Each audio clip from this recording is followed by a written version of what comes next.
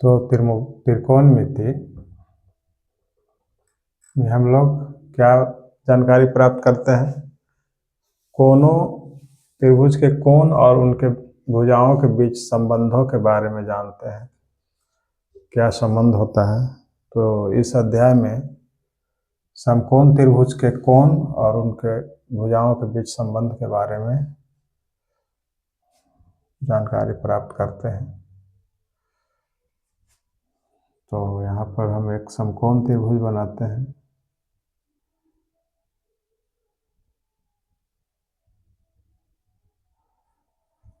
समकोण त्रिभुज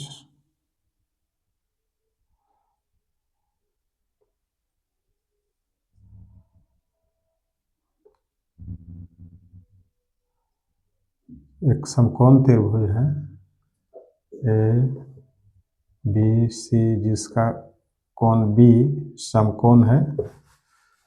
कोण बी समकोण है 90 डिग्री का। तो जब त्रिभुज में एक कोण 90 डिग्री होगा तो दूसरा 90 से छोटा होगा, यानी न्यून कोण होगा। इसको न्यून कोण कहते हैं। ये भी 90 से छोटा ही होगा, ये भी न्यून कोण है। तो समकोण त्रिभुज में दो न्यून कोण होते हैं। ये कोण ए और कोण सी दोनों न्यून कोण है।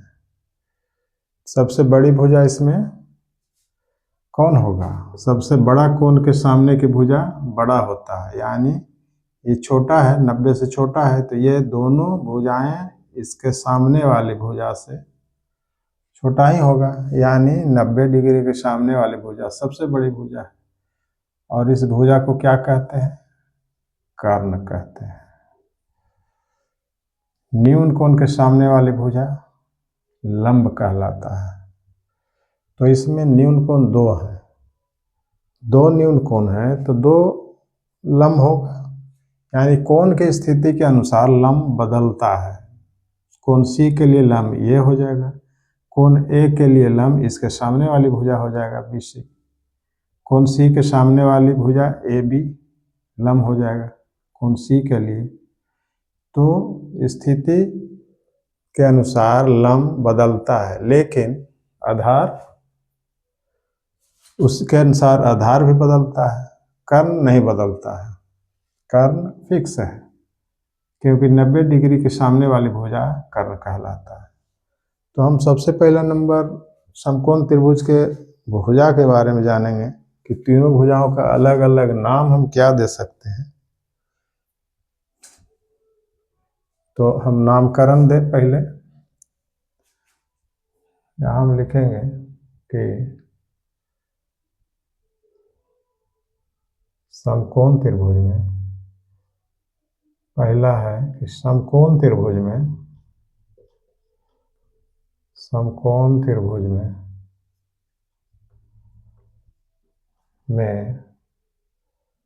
90 डिग्री कोण के सामने की भुजा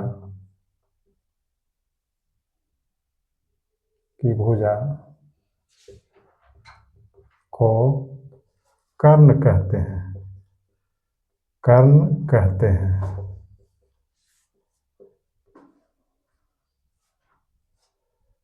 कर्ण यानी हाइपोटेनस कहते हैं इसको, अंग्रेजी में हाइपोटेनस कहते हैं, हाइपोटेनस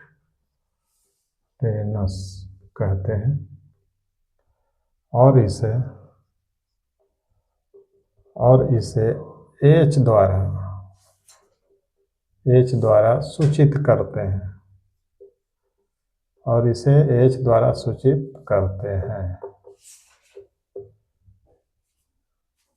कर्ण किसे कहते हैं? समकोण यानी 90 डिग्री कोण के सामने वाली भुजा को क्या कहते हैं? कर्ण कहते हैं। और इसे H द्वारा सूचित करते हैं, यानी 90 डिग्री के सामने वाली भुजा ये है, तो ये कर्ण हो गया।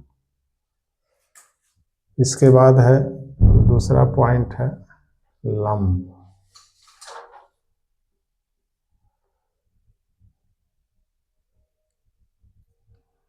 लंब किसे कहते हैं?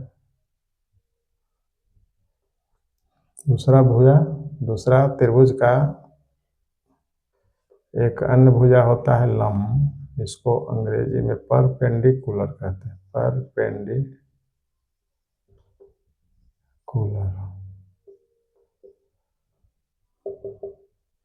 यानी समकोण त्रिभुज में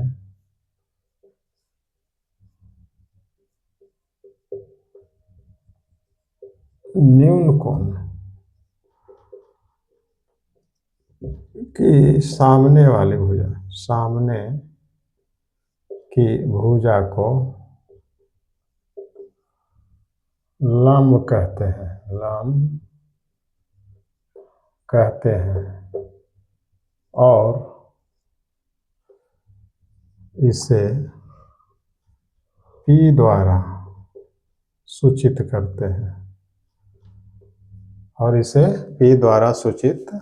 करते हैं। दो भुजा हो गया। कर्ण क्या है? 90 डिग्री के सामने वाली भुजा कर्ण कहलाता है, और लंब कोण कहलाता है। समकोण त्रिभुज में न्यून कोण के सामने वाली भुजा को लंब कहते हैं।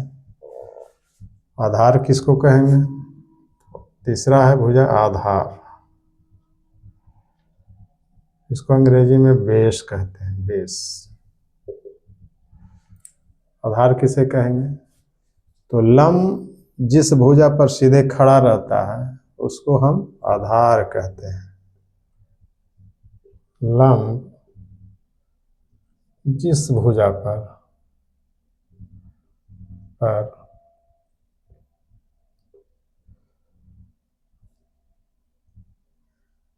सीधा खड़ा होता है या समकोण बनाता है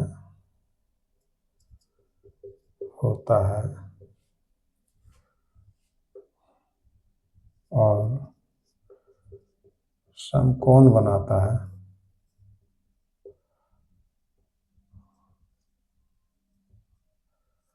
उसे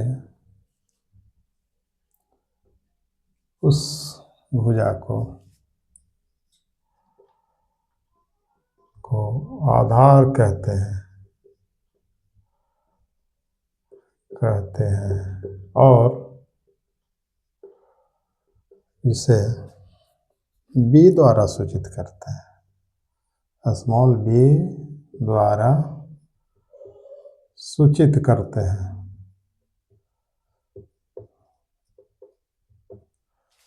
ये था भुजा के बारे में जानकारी सा।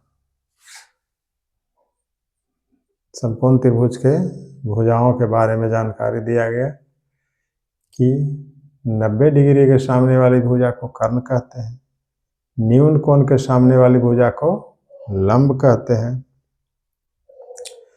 और लंब जिस भुजा पर सीधा खड़ा रहता है उसको आधार कहते हैं। यानी इस कोण के लिए ये लंब, तो ये भुजा इस पर खड़ा है तो ये आधार बन जाएगा। इस कोण के लिए ई लंब, तो ये इस भुजा पर ये लंब खड़ा है तो ये आधार बन जाएगा। और कर्ण तो फिक्स है। तो तीनों भुजा के बारे में हम जानकारी प्राप्त कर लिए। क्या? तो लंब कौन है, कर्ण कौन भुजा होता है और आधार कौन भुजा होगा, ये जानना जरूरी था। अब अगर ये तीनों भुजाओं में से कोई दो भुजा दिया रहेगा, तीसरी भुजा ज्ञात नहीं हो, तो हम कैसे उस भुजा को मालूम करेंगे? उसके लिए सूत्र है। उसके लिए क्या सूत्र है? तो पहला सूत्र है, इस सूत्र को कहते हैं पाइथागोरीय सूत्र, पाइथागोरस का सूत्र। यानी पाइथागोरस सूत्र क्या है? पाइथागोरस सूत्र, इसमें है सूत्र है कि कर्ण की भुजा निकालने के लिए कर्ण का स्क्वायर बराबर होता है लंब का स्क्वायर प्लस आधार का स्क्वायर इस सूत्र से हम भुजा निकाल सकते हैं, या इसको हम कर्ण का स्क्वायर हटा दें, क्या हो जाएगा, अंडर रूट में हो जाएगा लंब का स्क्वायर प्लस आधार का स्क्वायर। इससे हम भुजा मालूम कर सकते हैं।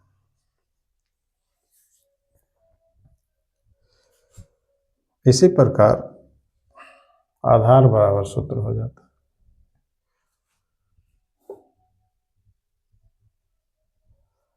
आधार बराबर हो जाएगा अंडर रूट कर्ण स्क्वायर माइनस लंब स्क्वायर। इसी तरह से लंब बराबर हो जाएगा अंडर रूट कर्ण स्क्वायर माइनस आधार स्क्वायर। ये भुजा मालूम करने का सूत्र है। समकोण त्रिभुज में तीनों भुजाओं में से किसी दो भुजा ज्ञात हो तो तीसरी भुजा हम कैसे निकालेंगे, उसके लिए सूत्र था। इसके बाद हम ये त्रिभुज के भुजाओं का अनुपात, दो भुजाओं का अनुपात, किसी दो भुजाओं का अनुपात को हम क्या कहते हैं, यानी भुजाओं और कोण के बीच जो संबंध होता है उसको कहते हैं त्रिकोणमितीय अनुपात। और यह त्रिकोणमितीय अनुपात की संख्या 6 होती है। यानी पहला त्रिकोणमितीय अनुपात क्या है उसको देखते हैं।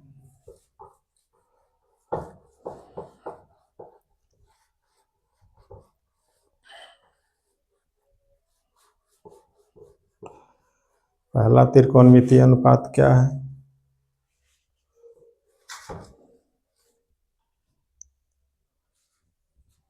तो पहला त्रिकोणमितीय अनुपात यानी समकोण त्रिभुज में जैसे ये समकोण त्रिभुज है,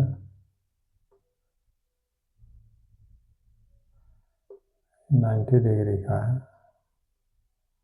ए बी सी, ये कर्ण है, एच है, इस कोण के लिए लंब तो बदलता रहता है। यानी भुजा अगर हम कोण थीटा है, मान लिया कि कोई एक कोण ले लेते हैं, ये कोण का नाम अगर हम थीटा रखें तो साइन थीटा, यानी लंब बटा आधार, लंब बटा कर्ण,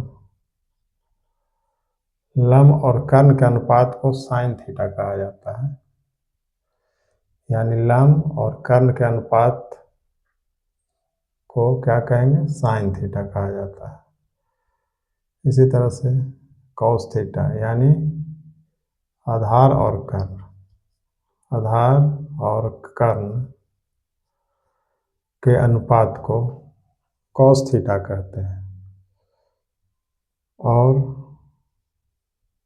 टैन थीटा, यानी लंब और आधार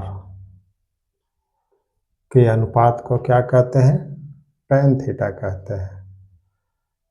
ठीक इसके उल्टे 3 और होते हैं, यानी साइन का उल्टा कौसेक होता है। कौसेक थीटा ये किसका अनुपात होता है, किन भुजाओं का, ये होता है कर्ण और लंब के अनुपात। कर्ण और लंब के अनुपात को क्या कहते हैं, कौसेक थीटा कहते हैं। फिर है सेक थीटा, यानी कर्ण और आधार, कर्ण बटा आधार, यानी कर्ण और आधार भुजाओं के अनुपात को हम सेक थीटा कहते हैं। और है कॉट थीटा, कॉट थीटा किसको कहेंगे, आधार बटा लंब, यानी आधार और लंब, आधार और लंब भुजा के अनुपात को कॉट थीटा कहते हैं। यह है त्रिकोणमितीय अनुपात। त्रिकोणीय मितीय अनुपात 3 और 3 6 है। इन्हीं सूत्रों के आधार पर हम इसमें दिए गए इस चैप्टर में प्रश्नों का हल कर सकते हैं। जैसे में कुछ एग्जाम्पल लेते हैं, इसको देखते हैं।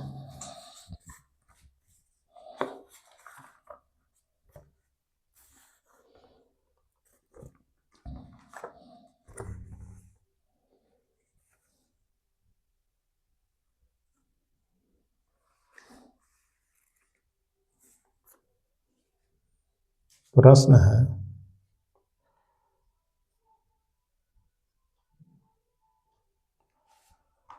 कि त्रिभुज ABC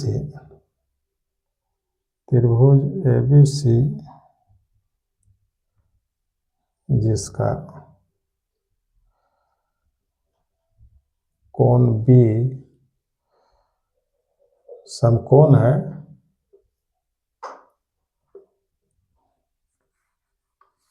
और AB बराबर 24 सेंटीमीटर है और BC बराबर कितना है? 7 सेंटीमीटर है। तो क्या पूछा जा रहा है? तो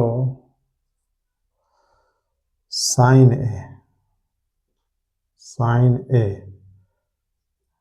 एवं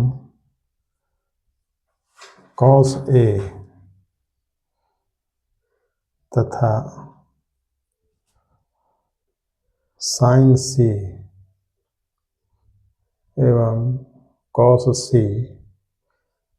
का मान ज्ञात करें। यही सवाल है। प्रश्न क्या कहता है? त्रिभुज ABC जिसका कोण B समकोण है। त्रिभुज ABC जिसका B कोण समकोण है, यानी त्रिभुज हम ABC बनाते हैं जिसका B कोण समकोण होना चाहिए। मान लिया जाए कि एक त्रिभुज है ABC, यानी B है समकोण, यहाँ A, यहाँ B, A, C है। ये समकोण त्रिभुज है और AB की लंबाई दिया है कितना? 24 सेंटीमीटर है, 24 सेंटीमीटर, और BC की लंबाई है 7 सेंटीमीटर। तो साइन A कॉस A, यानी समकोण त्रिभुज में दो भुजाओं की लंबाई दिया हुआ है, तीसरी भुजा हमें मालूम नहीं है, और तीसरी भुजा कौन मालूम नहीं है? कर्ण। कर्ण क्यों है? क्योंकि 90 डिग्री के सामने वाली भुजा कर्ण कहलाती है। तो ये कर्ण है, हमको मालूम करना पड़ेगा। पहले इस भुजा की लंबाई को मालूम करेंगे। कर्ण बराबर क्या होता है? हल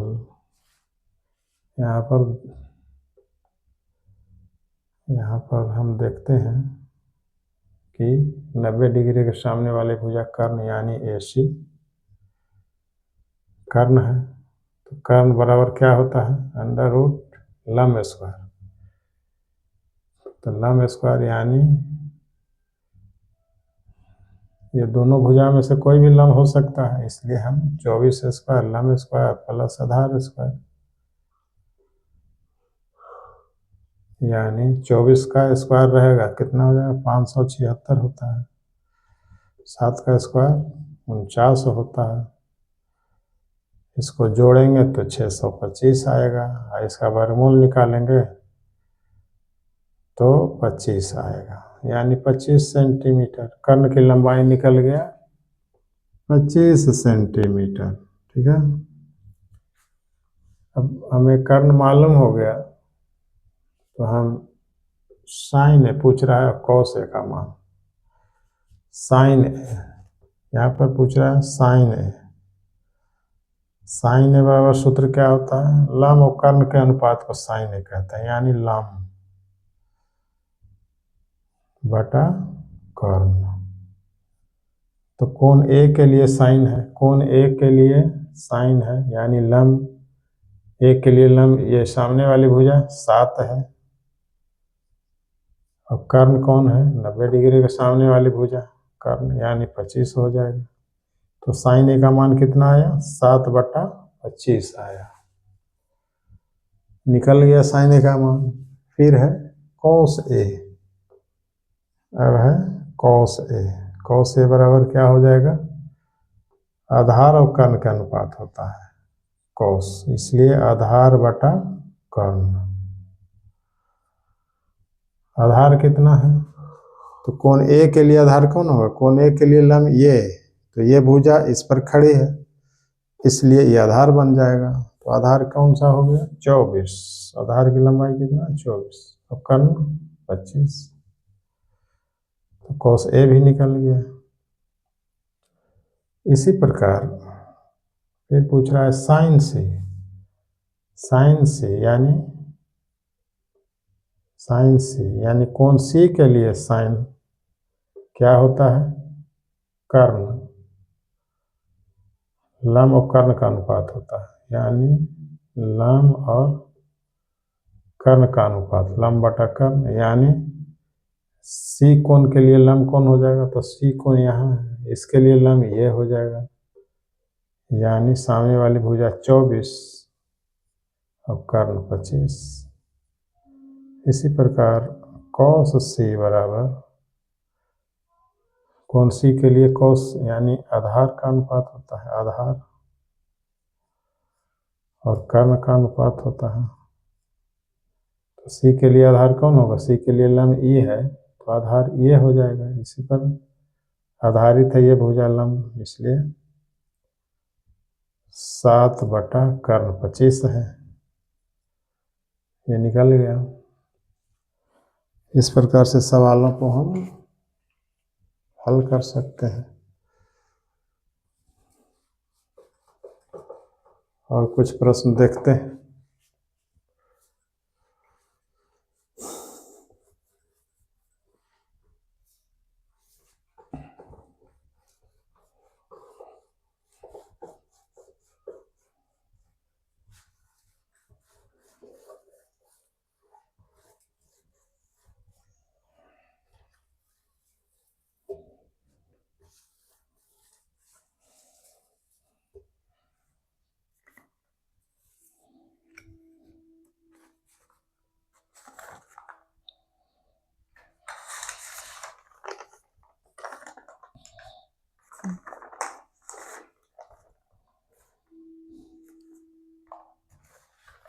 एक प्रश्न है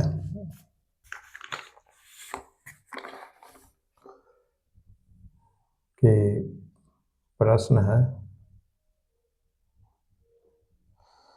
साइन ए बराबर 3/4, तो कॉस ए tan ए का मान ज्ञात करें, यह सवाल कहता है। सवाल क्या है कि साइन ए बराबर 3/4, तो कॉस ए और tan ए का मान ज्ञात करें, यानी साइन ए क्या होता है? लंब और कर्ण का अनुपात होता है, यानी लंब और कर्ण का अनुपात दिया है 3:4 अनुपात में है। तो यहाँ हम लिखेंगे साइन ए बराबर क्या होता है? लंब और कर्ण का अनुपात, तो लंब बटा कर्ण अनुपात में है, इसलिए लंब है 3x और कर्ण है 4x। अब लंब और कर्ण का अनुपात तो दिया है, दो भुजाओं का अनुपात दिया है, तीसरी भुजा मालूम नहीं है। तो तीसरी भुजा मालूम नहीं है, तो तीसरी भुजा कौन छूट रहा है? आधार। तो आधार बराबर क्या होता है? आधार निकालेंगे। आधार बराबर हो जाता है कर्ण स्क्वायर माइनस लंब का स्क्वायर अंडर रूट। अब इसको हम बैठाएंगे, कर्ण कितना है? 4x है, तो 4x का होल स्क्वायर माइनस लंब कितना है? लंब का अनुपात 3x है, इसलिए 3x का होल स्क्वायर अंडर रूट 4 चौके 16 एक्स स्क्वायर माइनस 3 तिया 9 एक्स स्क्वायर हो जाएगा। अब घटाएंगे इसको, 16 x square minus 9 x square है तो 16 में से 9 गया 7 एक्स स्क्वायर हो जाएगा। तो एक्स स्क्वायर का वर्गमूल एक्स हो जाएगा और रूट 7 एक्स हो जाएगा, यानी आधार का अनुपात √7 एक्स। आधार निकल गया। अब हम cos A tan A का मान ज्ञात कर सकते हैं। तो cos A बराबर क्या हो जाएगा, cos A बराबर यानी cos आधार और कर्ण का अनुपात होता है, तो आधार और कर्ण का अनुपात लिखेंगे। आधार कितना आया, तो √7x आया, यहाँ √7x बैठाएंगे। कर्ण की जगह पे 4x अनुपात है तो 4x, यहाँ x कट जाएगा, तो √7/4 आया आंसर cos A का मान। इसी प्रकार tan A का हम निकाल सकते हैं। tan A बराबर होता है लंब व आधार का अनुपात, लंब बटा आधार। लंब व आधार के अनुपात को tan कहते हैं। तो एक कोण के लिए लंब व आधार, यानी लंब तो दिया हुआ है पहले से 3x, आधार कितना आया है √7x है, √7x, x कट जाएगा, इसका मान कितना आया 3/√7। ये सब हुआ, इस प्रकार से हम निकाल सकते हैं। इसी प्रकार का एक और क्वेश्चन है, एक और प्रश्न है, इसको देखते हैं क्या प्रश्न है। प्रश्न कहता है कि यदि cot A 15 cot A बराबर 8 हो तो sin A और sec A का मान क्या होगा, ये सवाल है। इसको कैसे हल करेंगे, देखिए इसको हल करने के लिए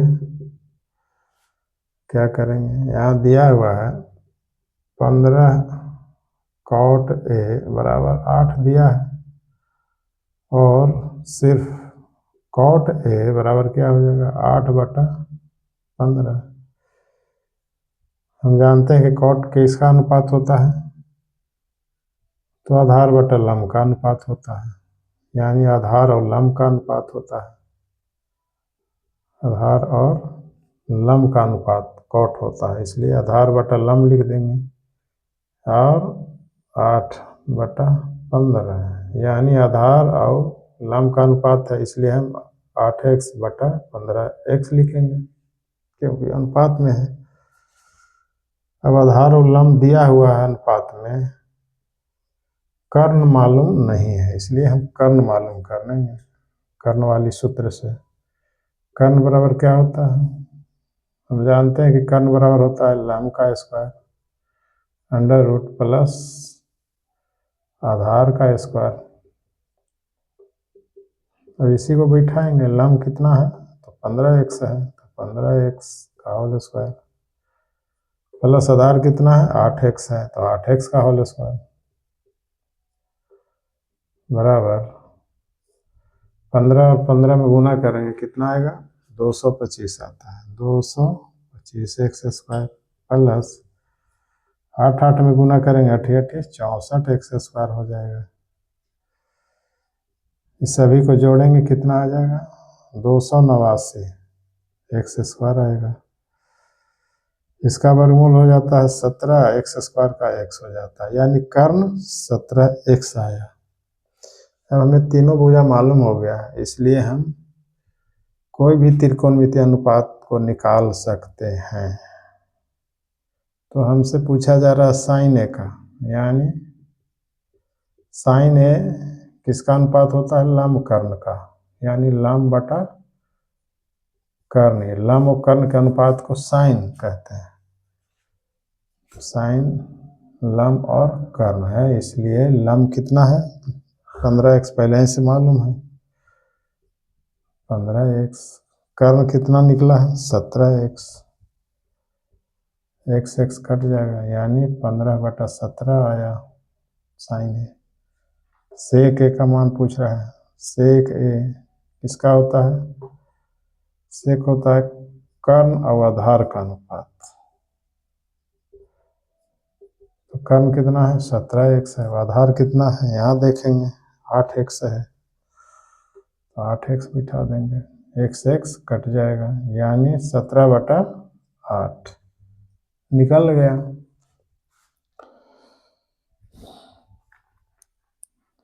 इसी प्रकार से सवालों को हम आगे भी हल कर सकते हैं। एक आध प्रश्न और लेते हैं और उसको हल करते हैं।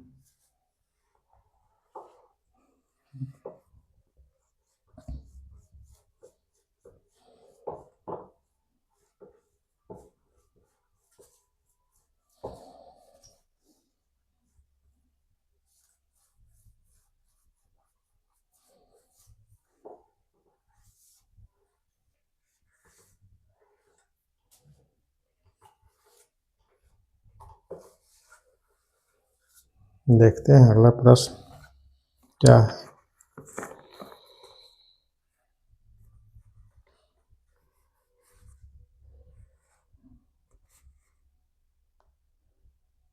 अगला प्रश्न है त्रिकोणमिति का कि प्रश्न क्या कहता है कि धरती पर एक मीनार, धरती पर एक मीनार ऊर्ध्वाधर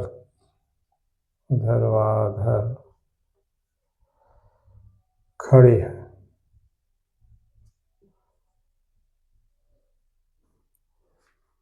धरती के एक बिंदु से, धरती के एक बिंदु से, एक बिंदु से जो मीनार के पाद बिंदु से, जो मीनार के पाद बिंदु से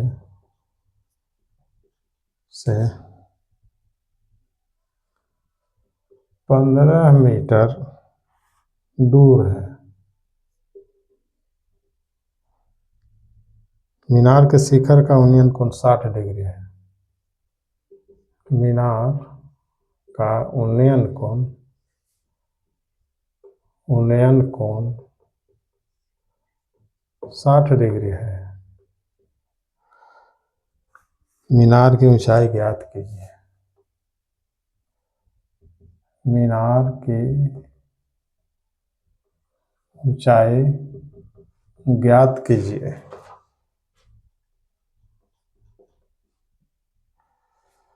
मीनार की ऊंचाई ज्ञात कीजिए। धरती पर एक मीनार है, धरती पर एक मीनार है। मीनार मतलब टावर, यानी धरती मान लिया जाए कि ये धरती है, इस पर मीनार है खड़ा सीधा। मीनार को हम ए बी मान लेते हैं, ए बी है मीनार, सीधे खड़ा है। धरती के एक बिंदु से, धरती के एक बिंदु मान लिया जाए यहाँ, ये बिंदु सी है। बिंदु से जो मीनार के पाद बिंदु से, मीनार का पाद बिंदु यानी मीनार ऊपर से नीचे ऐसे खड़ा है, तो इसका पाद बिंदु यानी जड़ से यहाँ तक की दूरी कितना है 15 मीटर है ना। मीनार का उन्नयन कोण 60 डिग्री है। मीनार का उन्नयन कोण मतलब यहाँ से शिखर को मिलाने वाली जो रेखा है, और इस क्षैतिज रेखा के साथ जो कोण बन रहा है यही उन्नयन कोण है। उन्नयन कोण यानी जितना ऊपर क्षैतिज रेखा के साथ जो कोण बनता है उसको कहते हैं उन्नयन कोण। यानी यह उन्नयन कोण कितना है, 60 डिग्री है।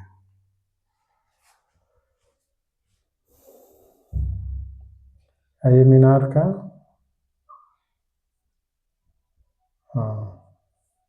मीनार की ऊंचाई ज्ञात करना है। यानी मीनार की ऊंचाई मान लिया जाए कि यह है h, यही ज्ञात करना है। तो हम इसको किस प्रकार से हल कर रहे हैं उसके बारे में लिखते हैं थोड़ा। भाषा कंप्लीट करते हैं। जैसे मान लिया, यहाँ पर लिखेंगे मान लिया कि ए बी एक मीनार है और इसके पाद बिंदु, इसके पाद से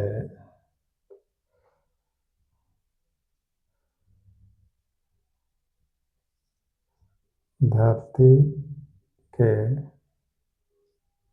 किसी बिंदु C से मीनार के शिखर का, मीनार के शिखर का उन्नयन कोण 60 डिग्री है।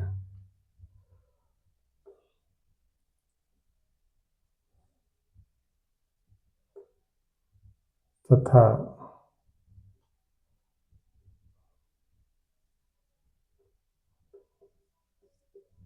मीनार के पाद से C बिंदु की दूरी, C बिंदु की दूरी 15 मीटर है। तो हमें मीनार की ऊंचाई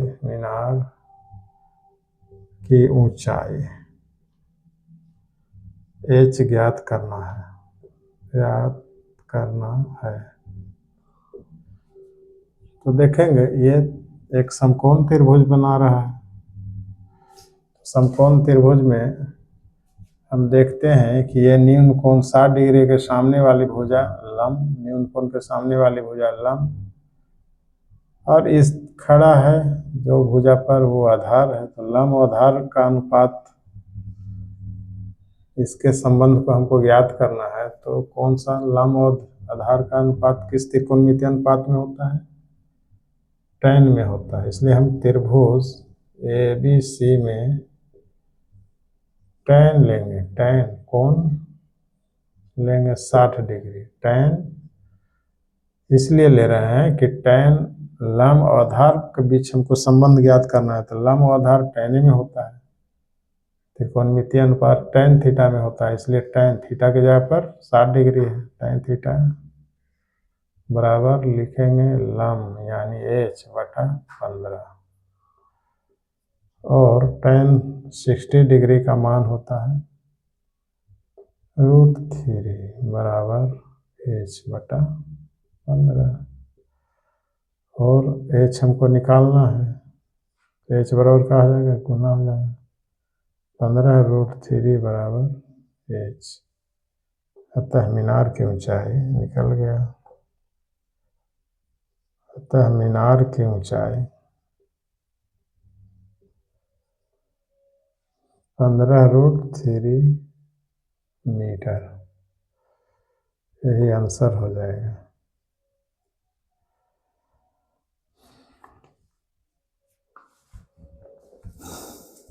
देखो क्या मिनट हुआ, 40 मिनट।